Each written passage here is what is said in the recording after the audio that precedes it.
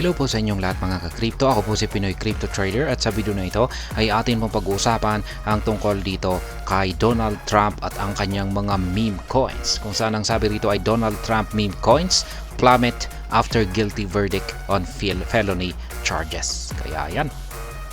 Itong si Donald Trump ay nagkaroon po siya ng guilty na verdict sa kanyang mga felony charges. So yung kanyang mga kinakaharap na mga kaso. At yan po ang nagdulot sa pagbagsak ng kanyang mga meme coins. Lahat po ng mga meme coins na may kaugnayan kay dating Pangulo ng bansang US na si Donald Trump. Kaya yan, bago po tayo magpatuloy ay nais ko lamang po munang bigyang linaw ang aking disclaimer kung saan ang nilalaman po ng video na ito ay hindi po ito isang financial advice. For education and information purposes lamang po ang layunin nito. Maliban po dito ay nais ko na rin pong magbigay babala na wala pong kahit anumang group chat ang Pinoy Crypto Trader. Ayan po siya, ang dating Pangulo ng bansang US na si Donald Trump, kung saan ay ngayon ay tumatakbo po siya muli sa pagkapangulo. Ayan, para ma-re-elect bilang Pangulo ng bansang US. Ayan, sabi rito ay Donald Trump theme meme coins have experienced a significant drop in value following the former US President's guilty verdict on 34 felony charges. Ayan, ang dami po niyang kinakaharap na kaso. 34 na mga felony charges. Mabibigat po yan, mga kaso. Ayan, at ang kinalabasan po nito ay guilty. Ayan, naging guilty po siya. Ibig pong sabihin ay totoo po na ginawa niya yung mga felony charges na ito. Ayan. At dahil ito ay nagkaroon po ito ng negatibong impact sa presyo ng mga meme coins na may kaugnayan po sa kanya. Katulad po ng Trump, MAGA Trump, ayan, at marami pang iba. Ayan, nagsibagsakan ang mga ito. Yan, katulad na lamang ng MAGA Trump kung saan ay, ayan nga, mula po sa kanyang presyo na $15 ay bumagsak po ito ng $11.27 pagkatapos po na mailabas yung kanyang verdict. Ayan, ayon po yan kay CoinGecko. Check na natin dito kay CoinMarketCap. Ang kanyang presyo ngayon ay ayan, naka-recover naman po ng nakabalik po sa $14.23. Ayan, check na natin yung kanyang performance dito. Ayan. It has since rebounded slightly to $14.74. Kaya yan na. Mula nung bumagsak po siya sa $11.27 ay nag-rebound po siya pabalik sa $14.74. Other Trump theme coins have similarly taken a hit with some experiencing substantial declines within the hour. Ayan, ganun din yung mga ibang mga Trump theme coins na apektuhan na rin sila sa nailabas na guilty verdict dito sa dating Pangulo ng bansang US na si Donald Trump. Pero ayan, naka-recover po kaagad siya. Ayan, or nakabalik po kaagad sa ayan, $14.74 itong si MAGA Trump dahil ayan, may dahilan po rito kung bakit. At malalaman natin dyan mamaya. The MAGA Trump coin, which uses the ticker Trump, saw a nearly 25% dip in just over an hour. Ayan, ganyan po kalaki yung kanyang binagsak sa loob lamang ng isang oras. 25%. Nangyari po yan nung nailabas po yung resulta dito sa kanyang 34 felony charges na siya po ay guilty.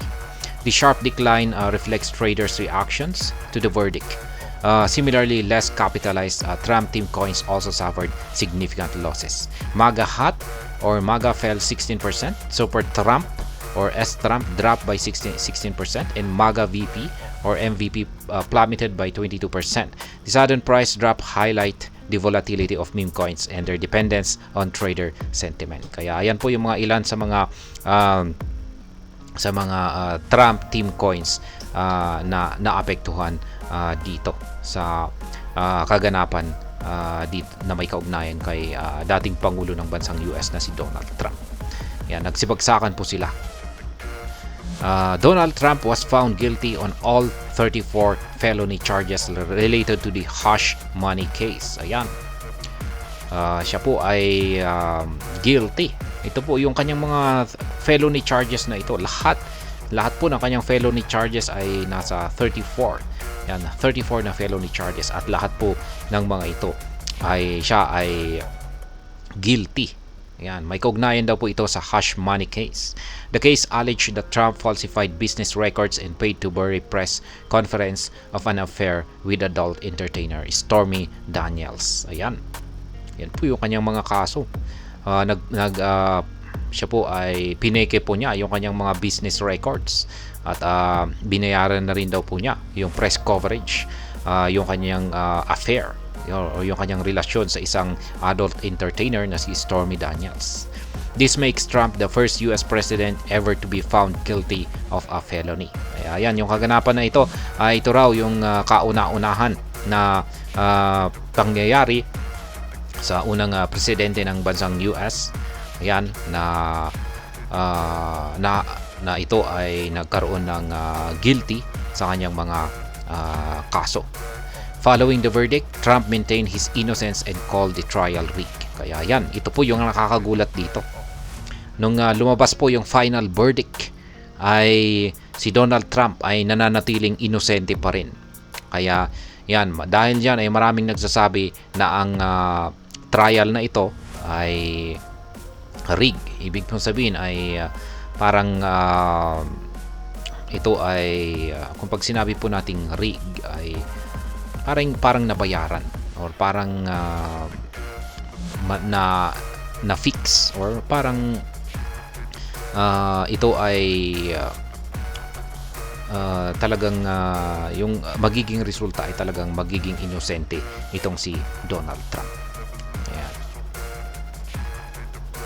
Parang naplano na or talagang yung resulta ay ganyan po talaga yung parang magiging resulta. Parang nabayaran po siguro lahat ng mga nandito sa korte na ito.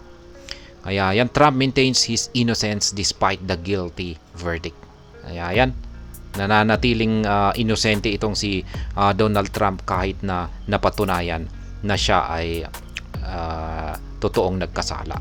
Industry experts have shared their perspectives with Nigel Farage, calling the verdict a disgrace and predicting a significant victory for Trump. Ayan. Ayon po kay Nigel Farage ay tinatawag po niya ang verdict na isang disgrace or isang parang hindi maganda. Ayan. At yung kanyang prediction na ito ay ayan, malaking victory ito para kay Donald Trump or isang malaki itong tagumpay para kay Donald Trump. Ayan, ano na nga bang nangyayari dito sa bansang US? Ayan, parang masyadong makapangyarihan po yata ngayon itong si Donald Trump. Ayan.